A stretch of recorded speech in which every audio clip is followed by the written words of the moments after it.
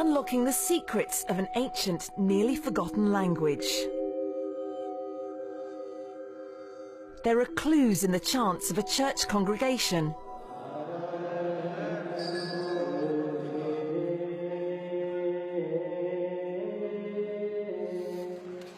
And in the chugging sounds of this outdated machine, seeming to gasp for air as it works overtime to preserve not just the language, but a country's link to its distant past.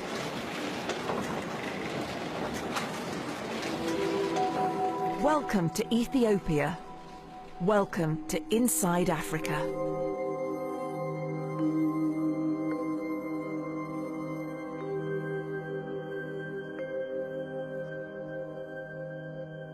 He sits in relative darkness and complete silence.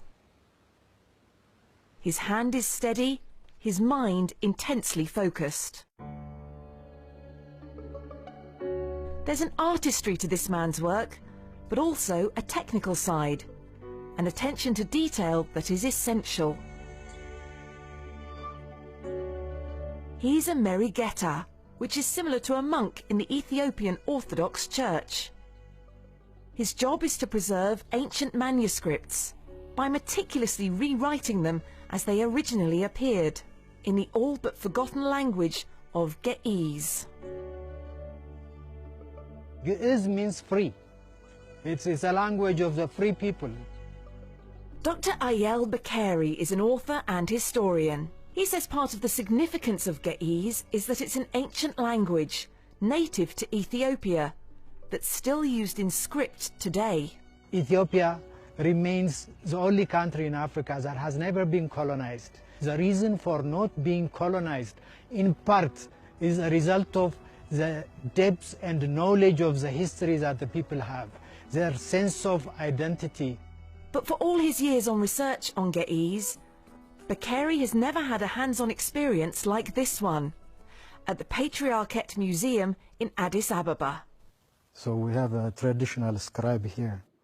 These tools were used as far back as the 3rd century to scrub and soften animal skin into parchment. That's what we see over there. Yes, it is a material in which they make it of the skin of goat or sheep in order to make a soft. So the scribe is involved in preparing the ink. Exactly. He's also involved in preparing the skin. And then after that, he started scribing.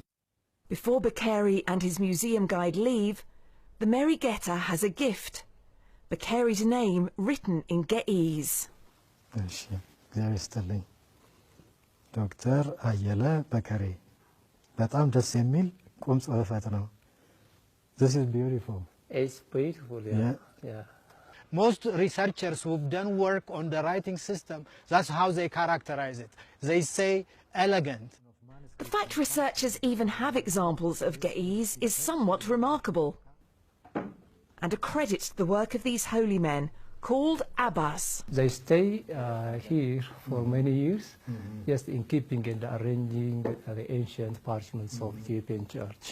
That includes writings from the time of Jesus and earlier. The script, we can definitely say, we can trace it back to what we call pre-Aksumite period. So when we talk about pre-Aksumite period, we're talking about at least 1500 to 1000 BC, during that time period. Oh, beautiful pictures. Researchers believe most Ethiopians spoke Ge'ez until somewhere between the 10th and 12th centuries AD. Since then, the Ethiopian Orthodox Church has been a guardian of the language. Great collection of manuscripts here, right? Could you please tell me what these manuscripts are? Manuscripts are prepared from skin of goat and sheep. For example, here we have an ancient parchment which is written by ancient fathers of the Ethiopian Church. Few people, even experts like Bakeri, ever get this close to such history. Would you mind if I can hold it? I will be very careful. You can hold it. This is so delicate. Yeah, keep it careful. Yeah, I'll be holding it carefully. This is the first time that had something in my hand, Wow, an ancient manuscript. This is beautiful. So what's this hole right here? Just when they slaughter the sheep or goat, maybe the knife, maybe the knife. The knife mistakenly yeah, cuts the skin, the right? skin. That's the reason. But still, they manage to use it, right? Yeah, they manage to use it. They manage to make a folio out of it, right? Yeah. And the parchment is held up incredibly well. This is from the 11th century AD. So these are actually not just simply religious manuscripts. These are also secular manuscripts. Secular right? They tell us about the history of Ethiopia. The history of Ethiopia, about medicine, as you said earlier, about medicine, about philosophy. And literature too. Literature too, exactly, yeah.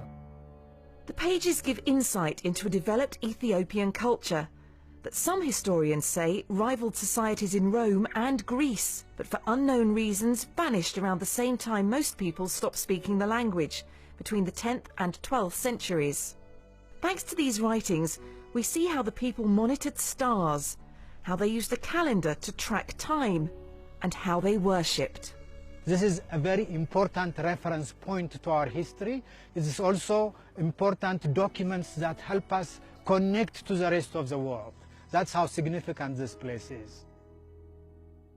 The writing system is different from the other writing systems, especially from Latin, from Greek writing, because the Greek or the Latin is alphabetic.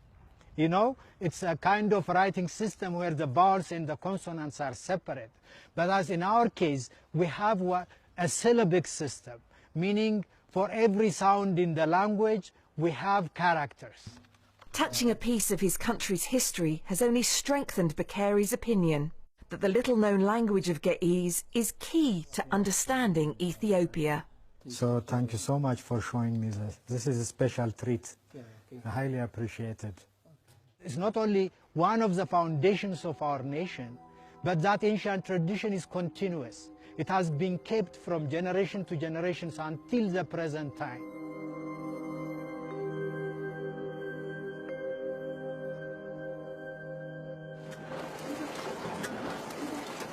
This machine is helping continue the tradition.